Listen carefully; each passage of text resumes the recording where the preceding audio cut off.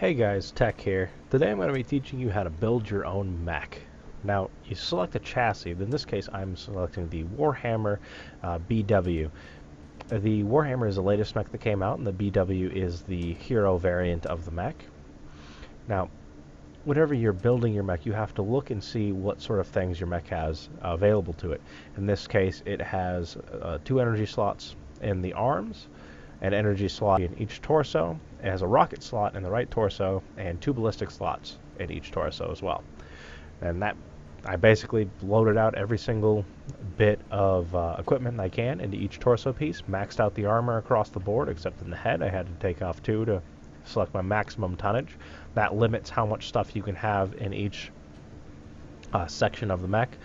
I don't have the endosteel armor, but I do have the double heat sinks. This is an inner sphere mech, meaning that I get to select all this stuff. It always comes standard. I select double heat sinks because I do like having 40% additional heat mitigation for the same weight. Because this is an inner sphere mech, I also get to choose the engine. The engine in this one is an XL engine, meaning it's an extra light engine. What that does is, in heavy mechs, it adds an additional 6 slots. Each of the slots go into the right and the left torso, split 3 and 3 apiece. Now, the drawback of this, if my right torso gets completely taken out and cored, meaning that the engine in that section gets destroyed, then I lose the right torso, I lose my right arm, and I also lose 25% of my mech's ability to produce power. Now, let's move on to the weaponry choices that I have selected. My ballistic choices, I put 2 machine guns in each. Now, the machine guns, while not dealing a lot of damage, are able to deal a lot of sustained damage, and they're able to crit on sections that aren't the torso, that have had their armor completely done. They are guaranteed to crit. So if I can remove the right leg, I'm guaranteed to be critting on the right leg with my machine guns. 2 medium pulse lasers in each, because medium pulse lasers deal just a little bit more damage. I like to have that little bit additional damage output. Plus, this is very much a close range section, and I'm going to be firing all these off at the same time. I put all of the ammunition into my center torso and into my legs so that I'm not having anything blow up in any of the important parts. If I lose my leg, I lose my leg. That sucks. If I lose my torso, I'm dead. And in the arms, I have 2 ER PPCs, which are long-range PPCs. Basically fire a very large burst of energy damage.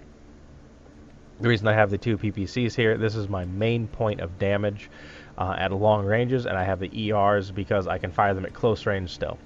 Now, in my right torso, I also have an SRM-6. It's also Artemis, meaning that they're going to cluster better and they're going to hit the target just a little bit better and more consistently.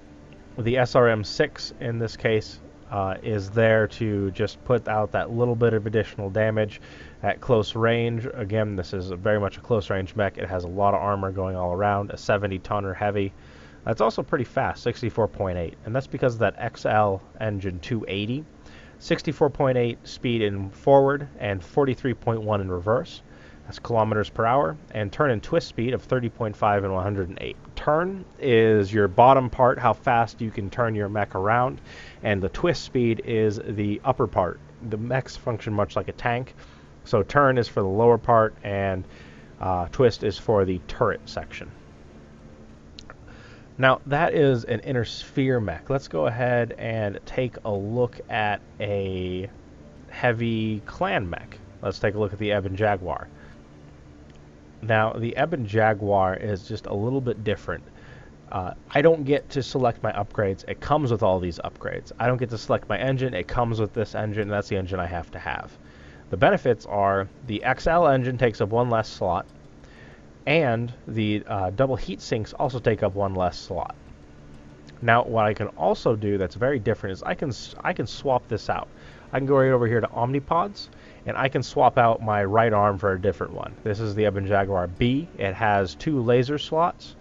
If we go over here to other right arms, if I wanted a rocket pod in that arm, I'd switch it out for an Ebon Jaguar A, which has a ballistic and 2 lasers. Not a rocket pod, excuse me. Let's say I wanted to put a AC-5. I'd go ahead and I'd select the Ebon Jaguar A. I'd put 2 medium lasers and an AC-5 into that arm. But I have the B because I just wanted the 2 laser slots. and that frees up more space for me to use in other sections. You can swap out any of these sections except for the center torso. The center torso is the only thing that has to remain consistent. Again, in this one, I have the armor maxed out all around. It has just a little bit less because it's a 65-ton mech. It's still a heavy. And you'll see everything is generally put with a C before it. That means it's a clan specific, because everything you purchase then goes into a general inventory pool.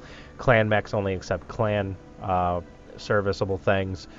Inner sphere mech select only inner sphere serviceable things. Now, because I can't swap out the engine, I do have the XL 325, which gives me 81 kilometers an hour as my forward speed and the reverse speed. Now we're going to look at a few different things in terms of positions of weapons and where you want your weapons to be. Let's start with the Ebon Jaguar.